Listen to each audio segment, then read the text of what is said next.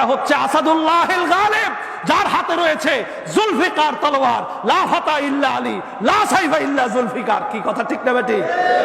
আমার মাওলা আলী আলাইহিস সালামের সাথে পারে নাই, ভিতরে একটা জিদ আছে। এই জিদ থেকে ইমাম হাসানের সাথে চুক্তি করে, কি চুক্তি করলো? এক চুক্তি অনেকগুলো রয়েছে, তার মধ্যে একটা চুক্তি করলো। চুক্তিটা হচ্ছে ইমাম হাসান বললেন, হাসান আলাইহিস সালাম তিনি বললেন, তুমি যখন মারা যাবা, তুমি যখন থাকবা না, তুমি এই দায়িত্বটা, তোমার এই রাজ সিংহাসনের দায়িত্বটা তোমাকে যে আমিরই করতে দেওয়া হলো, তাকে কিন্তু খেলাফতে দেওয়া হয় নাই। আমার একটা কথা এখানে ভালোভাবে বুঝে নেন। সবাই বলে যে তাকে খলিফার দায়িত্ব তো ইমাম হাসান ছেড়ে দিছে। ইমাম হাসান তাকে খলিফার দায়িত্ব ছাড়ে নাই। ইমাম হাসান আলাইহিস সালাম কোনোদিন তার বাবার পদাঙ্কর বাইরে চলতে পারে না। যদি তাই হতো, মাওলা আলী আলাইহিস সালাম মুয়াবিয়ার সেই বায়াত আগেই নিয়ে নিত। যদি মুয়াবিয়ার খেলাফতকে বৈধই মনে করতে হতো, মাওলা আলী বৈধতা দিয়ে যাইতো। যেখানে মাওলা আলী ইমামুল আউয়াল, যার বৈধতা দেয় নাই, কোনদিন কোশ্চিন কালেও ইমামুল আউয়ালের ব্যতীত কোনো বৈধতা তার আসতে পারে না। হয় তাকে আবার কবর থেকে তুইলাই না বায়াত করাইতে হবে মাওলা আলীর মাজারে নিয়ে, আর না হলে কোনোদিন তার খেলাফতকে আমরা বৈধ বলতে পারি না। কথা বললেন ঠিক কিনা? কোন ইমানদার বলতে পারে না। সেই আমির তাকে বলল কি, যে তোমার এই আমিরগিরি, আমার সাথে চুক্তি স্বাক্ষর, তোমাকে আমি এটা ছেড়ে দিতে পারি এক শর্তে। কি শর্তে? তুমি রাজাগিরি করবা, কিন্তু তুমি যখন মারা যাবা আমার ভাই ইমামে হুসাইনের কাছে এই দায়িত্ব বুঝাই দিবা। চুক্তি স্বাক্ষর হলো। বলেন মুনাফিকের আলামত কয়টা? সবাই বলেন কয়টা? ইদা হাদ্দাসা কাযাবা, ওয়াইদা ওয়াদা আখলাফা, ওয়াইদা তুমিনা খানা।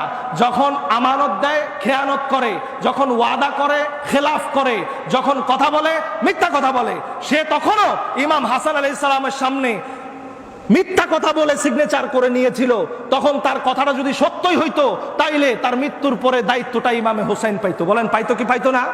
তার মৃত্যুর পরে সে ব্যবস্থা করে তৈরি করে দিয়ে গিয়ে মসনদে বসাই দিয়ে গেছে তার সন্তানকে। আপনি খুলেন, আমাকে একটা বই দিয়েছিল। বইটা হচ্ছে, আপনারা চিনবেন, ওই যে ডক্টর আমিল ফয়সাল মুজাদ্দিদি মুদাজিলুল আলিয়া, ওনারই ভাতিজা, আমাদের গদিনিসিন পীর সাহেব হুজুর কেবলার ভাতিজা। উনি আমাকে একটা বই দিয়েছিলেন, ইমাম আবুল ফারাজ ইবনুল জাউজির লেখা বই। বইটাকে অনুবাদ করেছেন আব্দুল্লাহ জুবায়ের, শশিনা পীর সাহেব হুজুরের বাগিনা, ঢাকা বিশ্ববিদ্যালয়ের সহকারী অধ্যাপক। বইটার সম্পাদনা করেছেন ভিসি, সাবেক ভিসি ইসলামী আরবি বিশ্ববিদ্যালয়ের ডক্টর আব্দুর রশিদ সাহেব। তিনি সেই বইয়ের মধ্যে লিখেছেন, সব থেকে বড় কথা, আমার আপনার খাজা বাবা শম্ভুগঞ্জি আজকে বইয়ের মধ্যে আমি দেখলাম, বইয়ের মধ্যে তিনি লিখে গেছেন। কি লিখে গেছেন? যে ইমামে হাসান আলাইহিস সালামকে যখন শহীদ করা হলো, তার শাহাদাতের পরে তাকে শহীদ করলো কে? মারওয়ান বিন হাকাম। খাজা বাবা সাইফুদ্দিন নকশবন্দি রহমতুল্লাহ আলাইহি লিখে গেছেন, তাকে শহীদ করেছে বিষ প্রয়োগ দিয়ে মারওয়ান বিন হাকাম, তার চক্রান্তে শহীদ হয়েছে। এই মারওয়ান বিন হাকাম কে ছিল? মারওয়ান বিন আবু জেহেল, আবু জেহেলের পোলা ছিল মারওয়ান। এই মারওয়ান শহীদ করছে। এই মারওয়ান দায়িত্বগত প্রশাসনিক দায়িত্বে ছিল মুয়াবিয়ার আন্ডারে। মুয়াবিয়ার প্রধান সেনাপতি, মুয়াবিয়ার প্রশাসনিক লোক ছিল কে? মারওয়ান। এই মারওয়ান। তাইলে এত বড় আওলাদে রসুলকে বিষ দিয়ে মাইরা ফেলাইলো, মুয়াবিয়া শুনে নাই? মুয়াবিয়ার কানে যায় নাই? আমার আন্ডারে আমি প্রধানমন্ত্রী, কোন মন্ত্রী কি করতেছে আমার কাছে খবর আছে না? বলেন না, খবর আছে কিনা? তাহলে এত বড় একটা আকাম করলে আমি তাকে প্রধানমন্ত্রীর পদে রাখবো? তাকে হাজতে জেলখানে, যদি সে আশেকে রসুল হইতো, আশেকে আহলে বাইত হইতো, নবীর আউলাদের সম্মান বুঝতো, তাকে বন্দি করে হাজতে দিত, নাইলে মৃত্যুদণ্ড দিত। দিত কি দিত না? দেয় নাই। বরং কি করেছে? ইমাম হাসান রাদিয়াল্লাহু তাআলা আনহার শাহাদাতের পরে তার পদোন্নতি দিয়েছে, মর্যাদা দিয়েছে। আচ্ছা বলেন তো দেখি, তার শাহাদাতের পরে মর্যাদা দেওয়া এটা কি ইশকের লক্ষণ না দুশ্মনীর লক্ষণ? তাহলে আহলে বাইতের সাথে দুশ্মনী করলে নবীজি বলে গেছে কিনা যে আহলে বাইতের সাথে দুশ্মনী করলে ধ্বংস হবা? কি বলছে কি বলে নাই? তাইলে আহলে বাইতের সাথে দুশ্মনী। ইমাম হাসান আলাইহিস সালাম চলে যাওয়ার পরে খাজা বাবা সাইফুদ্দিন শম্ভুগঞ্জি তিনি লিখতেছেন যে এই মুয়াবিয়া, সে ব্যক্তি প্রশাসনিক কর্মকর্তা নিয়োগ করলো মদিনাতুল মুনাওয়ারায় 4 জনের জোর করে বায়াত নেওয়ার জন্য। সাহাবা ইকরামকে ফোর্স করে তার কুপুত্র মদখোর পুত্র ইয়াজিদের বায়াত নেওয়ার জন্য সাহাবা ইকরামদেরকে ফোর্স করলো। অনেক সাহাবা ইকরাম বায়াত গ্রহণ করলো।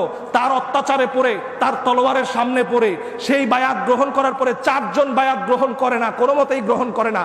তার মধ্যে একজন ইমামে হোসাইন ইবনে আলী, 2 নম্বর হযরতে আব্দুল্লাহ ইবনে জুবাইর, 3 নম্বর আব্দুল্লাহ ইবনে ওমর, 4 নম্বর আব্দুর রহমান ইবনে আবি বকর, এই চারজন ক্ষমতা তার বায়াত গ্রহণ করে না, ইয়াজিদের বায়াত।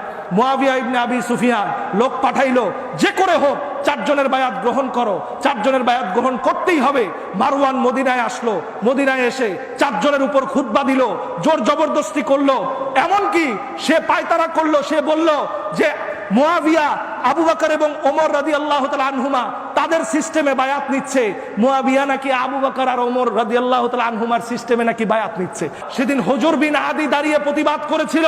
হুজর বিন আদি একজন জলিলুল কদর মুহাজির সাহাবী, হুজর বিন আদিকে জীবন্ত মাটির নিচে মুয়াবিয়ার নির্দেশে পুঁতে দেওয়া হয়েছিল। হুজর বিন আদিকে, এই হুজর বিন আদি জলিলুল কদর সাহাবী ছিলেন, রাসূলে পাকের শ্রেষ্ঠ বয়োজ্যেষ্ঠ একজন সাহাবী ছিলেন, তাকে হত্যা করা হয়েছে।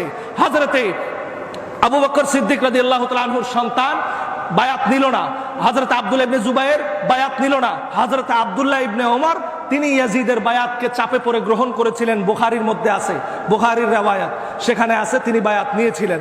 কিন্তু হযরতে ইমামে হোসেন ঘোর বিরোধিতা করেছিলেন। পরবর্তীতে যেই বছর তাদেরকে হুমকি দেওয়া হলো, খাজা বাবা সাইফুদ্দিন শম্ভুগঞ্জি হুজুর কেবলা রহমতুল্লাহ আলাইহি তিনি লিখতেছেন, পরবর্তী বছর মুয়াবিয়া 1 লক্ষ সৈন্য নিয়ে মক্কা শরীফে হজের সিজনে হজ করতে আসছে। চিন্তা করেন, হজ করতে আসে কার ঘরে? আল্লাহর ঘরে। কার ঘরে আসে? আল্লাহর ঘরে হজ করতে আসে। হাজী সাহেব সে হজ করতে এসে ইমামে হোসাইনকে শাসিয়েছে, ইমামে হোসাইনের সাথে দুর্ব্যবহার করেছে, ইমামে হোসাইনের সাথে কটু বাক্য ব্যবহার করেছে। শুধু তাই নয়, আব্দুল্লাহ ইবনে জুবায়েরের সাথে কটু বাক্য ব্যবহার করেছে, হযরতে আব্দুর রহমান ইবনে আবু বকরের সাথে কটু বাক্য ব্যবহার করেছে। সে বলেছে, আমার মনে হচ্ছে একটা লাল উট জবাই করা খুব প্রয়োজন। লাল উট দিয়ে বুঝাইছে ইমামে হোসাইনকে। নাউজুবিল্লাহ পড়েন, খুলেন, আজকে ওনার কাছে বই আছে, খাজা বাবা শম্ভুগঞ্জি যদি না লিখে যায় আমাকে বললেন, সেখানে লিখেছে তাকে ইমামে হোসাইনকে লাল উটের সাথে তুলনা করে তাচ্ছিল্য করেছে। নাউজুবিল্লাহ পড়েন।